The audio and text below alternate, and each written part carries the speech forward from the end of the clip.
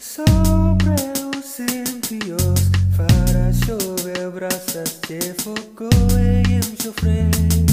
Ventor abraçador será o céu do seu corpo.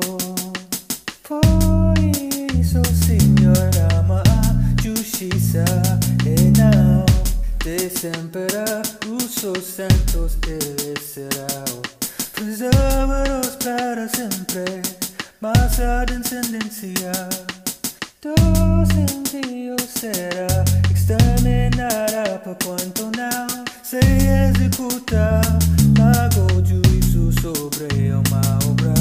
O que desea dos filhos dos homens está inteiramente disposto para praticar o mal ainda que o pecado passa o mal 100 vezes se hace ele prolonga.